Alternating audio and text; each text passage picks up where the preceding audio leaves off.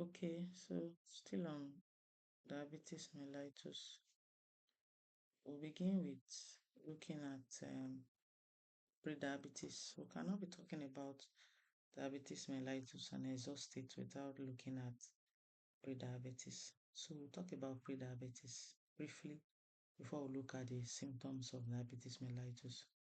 So now what's prediabetes? Prediabetes is a condition known as impaired glucose tolerance. And this impaired glucose tolerance occurs when blood glucose level in an individual is higher than normal, but the increase is not high enough to be classified as diabetes mellitus. So now this prediabetes affects around one third of a population, and most times is grossly undiagnosed.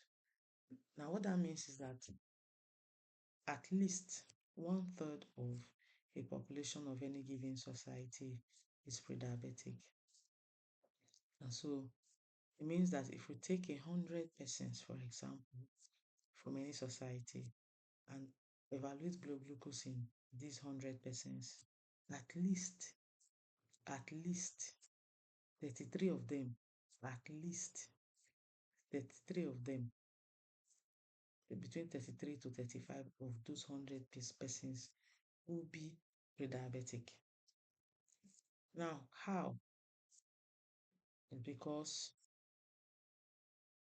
their glucose level may not be very high to be classified as diabetic, but they are lower, they are higher, their values are higher than the upper limit of somebody who is absolutely non-diabetic.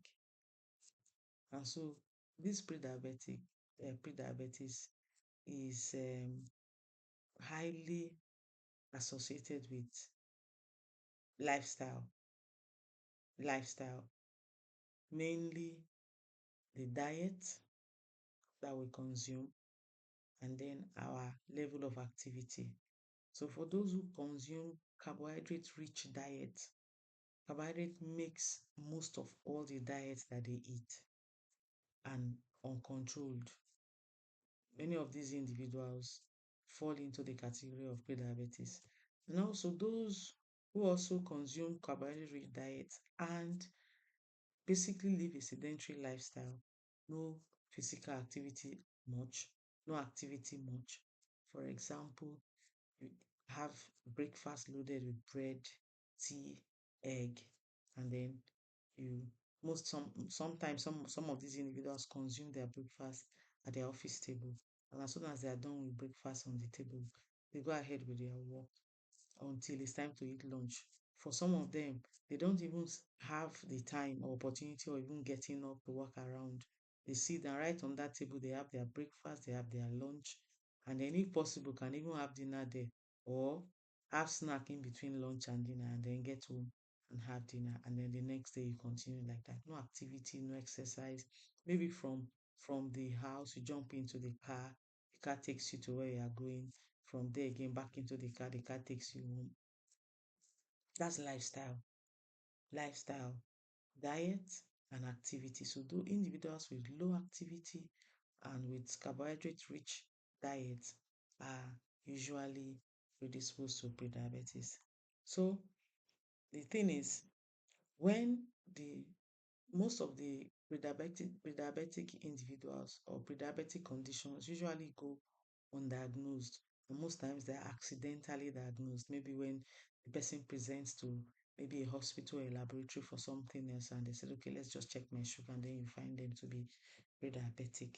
So where the issue is that the critical point for this pre-diabetes is that it may not be as high as to be declared diabetic, but also not as low to be declared completely non-diabetic.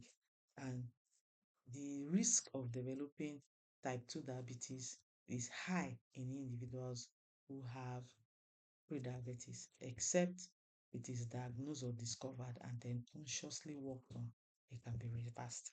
When it is diagnosed on time, or it is discovered on time, so to speak, and worked on consciously, then it can be said that it can be reversed, and then the chance of developing type 2 diabetes can be averted.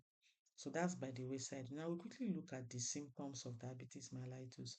Now symptoms may develop quickly or slowly, depending on how it comes on depending on the individual. Now, for example, in type 1 diabetes, symptom may develop maybe slowly, slowly, and may also develop rapidly. But most commonly in type 1 diabetes, symptom develop rapidly. But in type 2 diabetes, mostly symptom develops slowly, gradually. Before you know it, it becomes full blown. So we'll look at the symptoms. Now, the first we begin with the classical symptoms of diabetes mellitus. And there are three classical symptoms of diabetes mellitus, which include polyuria, polydipsia, and polyphagia.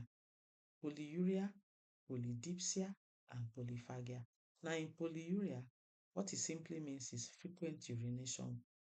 Here, there's an accumulation of glucose in the blood. As a result of that accumulation of glucose in the blood, the glucose spills and finds itself into the urine.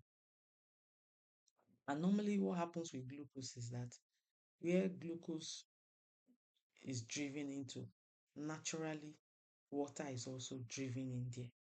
So that means when the glucose in the blood exceeds the renal threshold, then the glucose is now able to transverse and to be filtered through the kidney into the bladder. And so as the glucose